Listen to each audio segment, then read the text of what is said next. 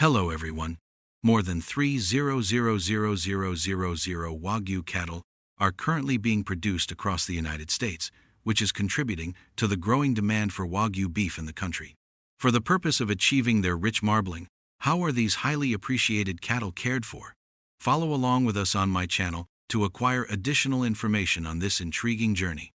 There is a strong cultural connection between Wagyu cattle and Japan, and these cattle are famous for their outstanding marbling and quality. Wagyu cattle originated in Japan. Japanese Wagyu, which is the highest grade and has been commended in numerous farming documentaries, has marbling levels that are far higher than those of Angus prime beef. It provides a level of tenderness and richness that is unparalleled. Exports of Japanese Wagyu were prohibited up until the year 2012. However, very limited quantities are now allowed, subject to stringent regulations. American Wagyu, on the other hand, is frequently the product of crossbreeding Wagyu cattle with Angus cattle. This results in a combination of the Japanese marbling and the powerful flavor of Angus. In spite of the fact that American Wagyu is less marbled than other premium cuts, it is a more approachable premium alternative that exemplifies the combination of innovation and tradition. It wasn't until the late 1972 that the United States was first exposed to Wagyu cattle. This was accomplished through the limited importation of Japanese Wagyu breeds, such as Kurogi Washu. Today, American Wagyu cattle, which are frequently crossed with Angus cattle, can be seen in farming documentaries. These cattle are kept on farms that cover significant regions such as Texas, Nebraska, and Idaho, which are known for their extensive grazing lands and agricultural infrastructure, which contribute to the success of large-scale operations. To ensure that the cattle are provided with stress-free settings and sufficient space for effective feeding regimens, several Wagyu farms in the United States cover thousands of acres. Traditional beef breeds continue to have larger herds, but American Wagyu herds continue to be smaller in scale. It takes a significant amount of resources to implement feeding programs that are aimed to emulate Japanese practices, because there are approximately 30,000 Wagyu-influenced cattle in the United States. These cattle include both full-blood and crossbred lineages. These farms blend Japanese breeding practices with American efficiencies, resulting in the production of premium beef while preserving the careful standards that distinguish Wagyu. Cattle on these farms consume up to 5 tons of feed over the course of a fattening period of 600 days. When compared to Japan, the auctioning process for Wagyu cattle in the United States is notably different. This difference is a reflection of the changes made to the American cattle sector. Wagyu calves are born and raised on breeding farms, and in order to ensure that they develop to their full potential at an early age, they are fed diets that are abundant in milk replacers and grain-based supplements. The calves are put up for sale at specialized livestock auctions once they have reached the age of around 8 to 10 months and weigh somewhere between 500 and 600 pounds. In this documentary on farming, buyers, who are frequently farmers who are trying to gain weight, evaluate calves based on their genetic data, weight, and overall condition whenever they attend auctions. On average, fattening farms in the United States are far larger than their counterparts in Japan. This is because American farms make use of huge land and mechanized feeding systems. After becoming successful in the bidding process, Wagyu cattle in the United States are sent to fattening farms, where they are given careful attention for a period of time ranging from 18 to 24 months. During this time period, each cow consumes up to 5 tons of high-energy feed, which includes grains, corn, and pasture, in order to achieve the marbling that is characteristic of their breed. The hoof is trimmed on a regular basis, which is done every 6 to 12 months, in order to prevent the animal from becoming lame and to assist its mobility during the longer phase of fattening. Additionally, some farms implement Japanese-inspired techniques such as occasional massages. But, in comparison to Japan, these practices are not as prevalent in the United States of America.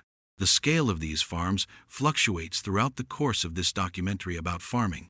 However, many of them are located on enormous acreages and may house hundreds of cattle at any given time. By providing such meticulous attention, farms are able to produce American Wagyu that is able to command premium pricing. Full-blood Wagyu cuts can cost up to $100 per pound, while crossbreeds might bring anywhere from $50 to $75 per pound, depending on the marbling and quality of the animal. The development of marbling in American Wagyu cattle is accomplished by feeding them a carefully regulated diet, consisting of grains such as corn and rice straw, for a period of up to 24 months. Although the practice of feeding beard to cows, which is prevalent in Japan, is not extensively practiced in the United States of America, it may be used on occasion to increase appetite and digestion. Putting an emphasis on a food that is high in energy and maintaining an atmosphere that is low in stress helps to increase intramuscular fat, which in turn creates the trademark tenderness of cattle. A close eye is kept on the progress of fattening, and the feed is adjusted accordingly to ensure the best possible marbling. The careful feeding and care of American Wagyu cattle still results in quality meat, despite the fact that American Wagyu may have a somewhat lower fat content than Japanese Wagyu. There is a significant expansion of the Wagyu beef market in the United States, with demand being driven by the luxury reputation of Wagyu beef and its rich marbling. However, Japan continues to be the leading producer of Wagyu beef, as it is home to 96% of the world's Wagyu cattle. Despite this, the country is now responsible for consuming a sizable share of the worldwide Wagyu beef supply.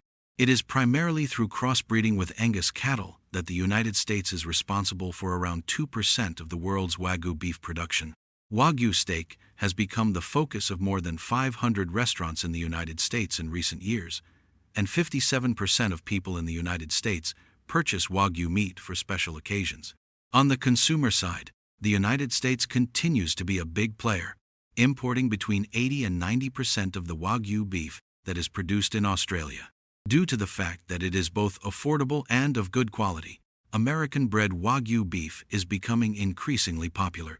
It is anticipated that this sector will continue to expand, as an increasing number of Americans use Wagyu beef for both their regular meals and as a premium ingredient in a variety of farming films.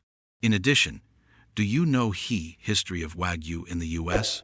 While the history of Wagyu in Japan is well documented, delving into the history of how this breed was introduced to the US can provide intriguing insights.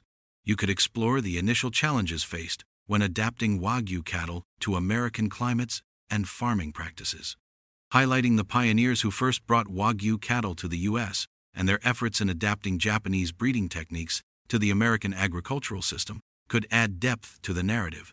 As Wagyu farming evolves in the US, it would be valuable to explore the technological innovations being used in breeding, feeding, and monitoring the cattle. This could include advancements like GPS tracking for cattle, automated feeding systems, and data-driven genetic analysis that ensures only the best breeding stock is selected for future generations. Discussing the future of Wagyu farming through the lens of technology could offer viewers a forward-looking perspective. Wagyu feed and its impact on marbling. While the focus is often on the high-energy feed, a deep dive into the specific ingredients of the feed, such as the grain types, additives like rice, straw, and the balance of nutrients could be enlightening. You could explore how these specific feeding programs directly contribute to the marbling effect and how nutrition influences the tenderness and flavor of Wagyu beef.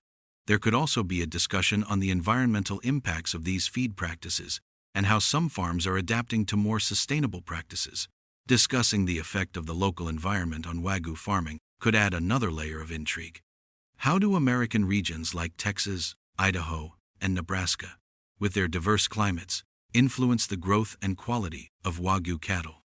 The climate in these areas can play a role in stress levels, feed quality, and the overall health of the cattle, which ultimately impacts the marbling and flavor profile of the meat. While Wagyu is most famous in Japan, its popularity is growing worldwide, especially in gourmet kitchens. You could explore how Wagyu beef is being incorporated into various international cuisines, not just Japanese food. Interviews with chefs, food critics, or restaurant owners who specialize in Wagyu beef could offer perspectives on how this prized beef is utilized in global gastronomy, from high-end steakhouses to fusion dishes. Beyond the farming process, it would be interesting to explore the economic impact of Wagyu beef production in the U.S., from farm operations to the high-end restaurant market. Understanding the financial investments, labor costs, and profit margins would give viewers a comprehensive view of the industry's scale. You could highlight how the luxury nature of Wagyu beef influences market dynamics and the role of niche businesses in the supply chain. Another angle to consider is the ethical side of raising such high-demand cattle.